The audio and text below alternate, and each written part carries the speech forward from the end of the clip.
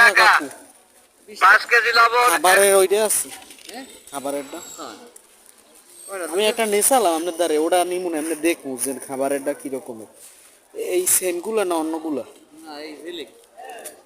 জিলিট এটা স্যার ওই যেটা 40 টাকা বেচে ওইটা নাই ফ্রেশটা ওটা কি আমাদের থেকে কেউ কেনে?